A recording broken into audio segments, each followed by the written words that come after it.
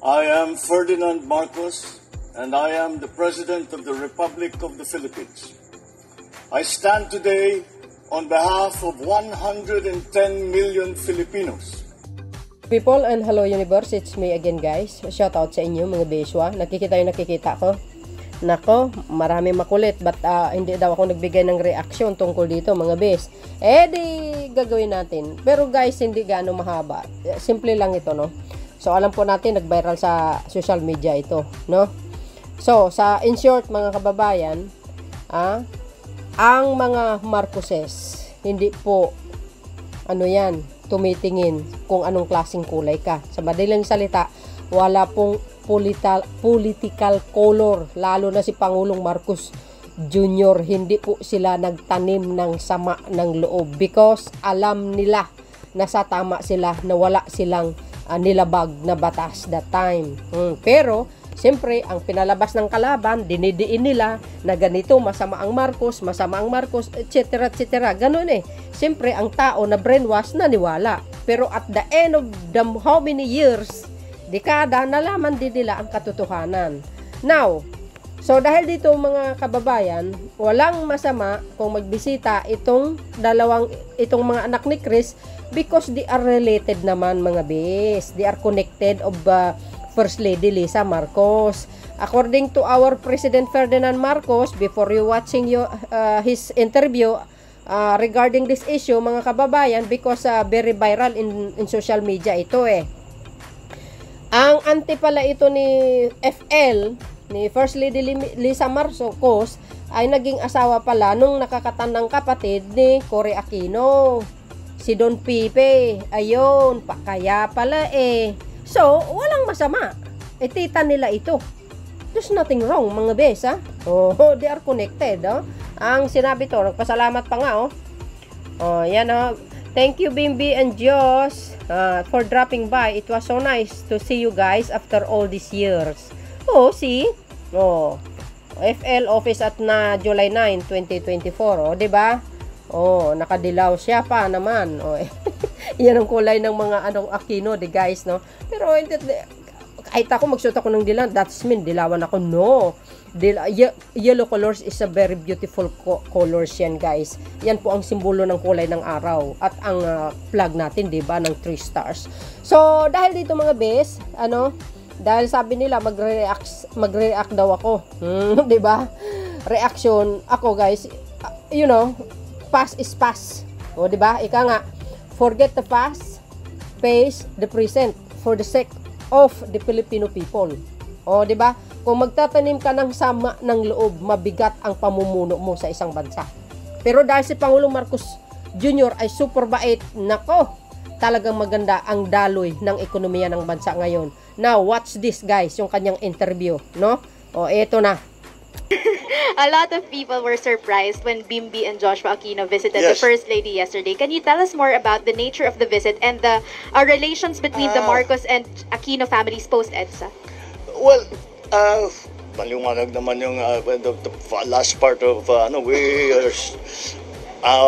until the presidency of Noynoy, we were on other sides of the political aisle. The reason na pinuntahan nila si First Lady ay simple lamang. Nangailangan I think it was Chris Aquino who needed some assistance for something. But what the reports did not say is that Lisa is their aunt. Dahil ang kanyang auntie ay napangasawa si Don Pepe na the eldest brother of Cory. So they are related. Kaya't hindi naman nakakapagtaka. Kilalang-kilala niya yung mga pamangkin niya very well. So they came at nagbiyahe sila. Bumalik, may dalang pasalubong. Yun lang naman, dinala nila yung pasalubong kay First Lady. Sir, follow up, ano po yung assistance na hinihingi ni Chris Aquino from the Marcos administration? Wala lang. It's just, I think it was just to help them for their travel, for their travel arrangements. So tumulong si First Lady at yun lang, sabi na magpapasalamat sila. And so I think it was a very fine gesture on the part of the Aquino family. I think it was it sort of, I suppose, put a little more, how do you say, personal, a human interaction between our families. So, The feud between the two families are okay na? well, we've always been okay. We just don't agree politically. Thank you.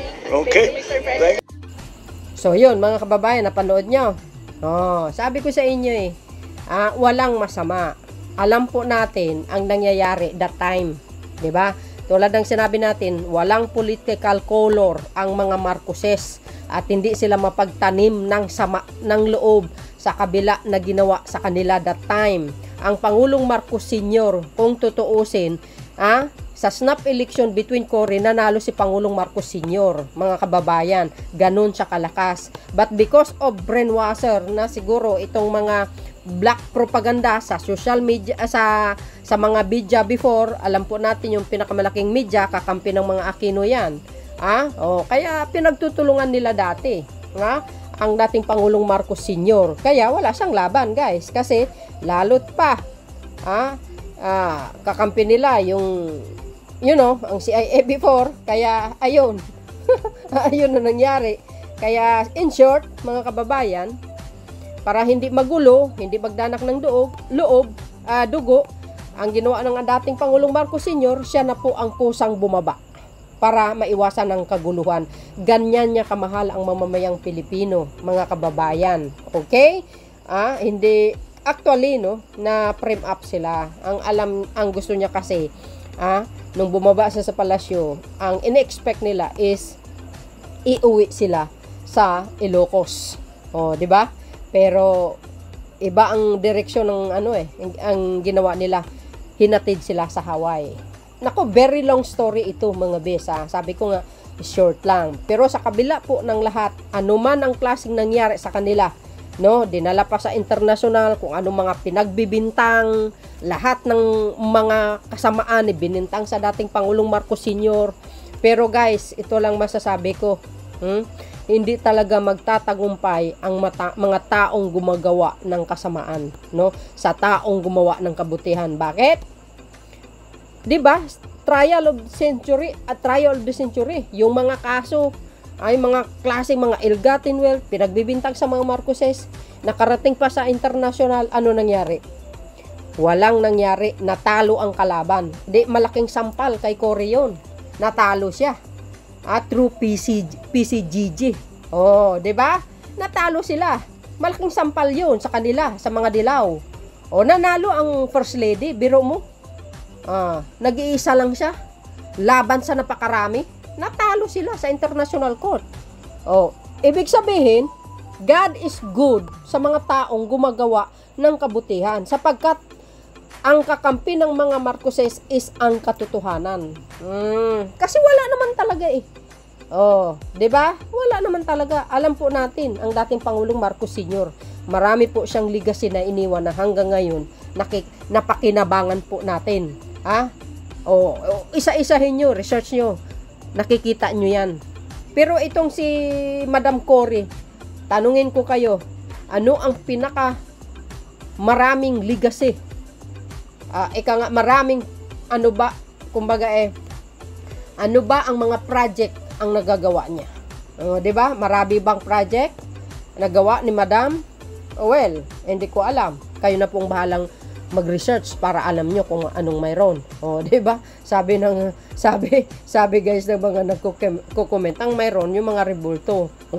Hindi kayo naloka. Minsan tinatanong natin mga kababayan, bakit kaya ganun ang nangyari, Hindi naman lang nila dinaan sa eleksyon, para na maging patas ang laban. Nga, may kasabihan, hindi ka madala sa maayos na usapan, sa santusang paspasan na lang. Kaya yun ang ginawa ni Cory, 'di ba? Actually, nagkaroon ng another election, snap election, nga, So, kung makikita natin the time na snap election, nanalo po si dating Pangulong Marcos Sr. So, ibig sabihin, talagang gusto siya ng taong bayan sa kanyang pamumuno. But because of greedy in power, na gusto talagang angkinin or agawin ang kapangyarihan, nangyari yung hindi nangyari. 'Di ba? 1986. Ayun. Sa pangunguna ni yung sa panawagan ni Cardinal Sin. Ayun. Siyempre, nakipagtulungan ang media. Nasirain ng dating Pangulong Marcos Sr. Nakipagtulungan pa ang CIA. Nag-iisa lang ang Pangulo, dating Pangulo. Marami sila. Kaya ang ginawa ang Pangulo, para hindi magdanak ng dugo, kung saan niya na lang bumaba. For the sake of the Filipino people, para sa kanilang kaligtasan. Ganon katalino ang dating Pangulong Marcos Sr. Pero po, alam po natin lahat, ang totoong nangyari, kahit sabihin mo, nung the time na naging Pangulo si Cory, actually, I'm not considered her as a President of the Philippines. Why? Simple lang po, mga kababayan. Hindi po siya dumaan sa eleksyon. Yun lang po yun. So, dahil dito, mga kababayan, tulad nga na sinabi natin, walang masama kung bumisita itong dalawang magkapatid kasi they are, connected sa ating First Lady. Sabi ko nga, pass is pass, dahil tapos na yun, balik na rin mo man ang Pilipinas sa balat ng lupa, ganun pa din ang nangyari that time, kumbaga ganun talaga ang buhay, ika nga, bilog ang mundo. Dahil sa nangyari, mga kababayan, ito na ngayon, di ba?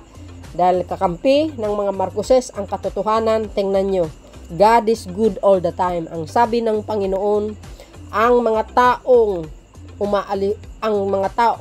mapagkumbaba ay itataas ng Diyos yan. At ang mga taong mapagmataas ibabagsak ng Diyos. Tingnan nyo guys. Ang sabi ng Panginoon according to the Bible, sabi, huwag kang gaganti. Ako ang gaganti para sa'yo. Ay papakita natin. Di ba? Sabi ng Panginoon, gagawa siya ng paraan para gumanti para sa taong inaalipusta. Kaya, sa ngayon, nakita nyo si Pangulong Marcos Jr. for the first time in the history of the Philippines, una-unahang Pangulo ng Pilipinas na ganun kalaki ang nakuha niyang votes. Landslide kahit sa buong kapuluan ng Pilipinas. That is a God's power. Di ba? Gagawin niya na matanyag, mamamayagpag ang mga taong inaalipusta, mga kababayan. Kaya ngayon, tingnan nyo, ang ganda ng kanyang pamumuno. Kahit papano, slowly but surely, unti-unting gumaganda rin ang ekonomiya natin. Sa kabila ng mga pagmahal ng bilihin, well, simple lang po yun. Dahil nasa global crisis po tayo. Hindi natin pwedeng ibalik ang panahon ngayon sa panahon ng 1970s because mura ang mga bilihin that time kaysa sa ngayon. Nagbabago ang panahon, which is climate change. Di ba? Lalo't mga kaguluhan sa iba't ibang dako ng bansa, kaya naapektado ang mga supplier ng langis. Di ba? Pag mahal ang langis sa global, expect rin natin 'yan. Magiging mahal dito 'yan pagdating sa atin. Pero actually guys, ang mga bilihin sa atin nga swerte natin dahil afford natin. As long as madiskarte ka sa buhay, hindi ka magugutom May trabaho ka, walang problema. Ang talagang nagrereklamo lang naman sa social media, yung mga anti-Marcos, mga tamad ang mga 'yan. 'Di ba? Ganun lang kasimple yun pero hindi nakita nila si Pangulong Marcos Jr. pero hindi na nila nakita ang kanilang puon. Kung ano ba ang anomalya na nagawa niya sa kanyang administration. Wow. So, mga kababayan, anong maidadagdag nyo? Ako madami. Sinamarize ko lang. But anyway, ganun lang talaga ang buhay, See you again guys on my next upload video. Bye. And bye-bye. God bless Philippines. Di ba? Dapat magkaisa, para ikaganda ng bawat mamamayang Pilipino at para sa bansa natin.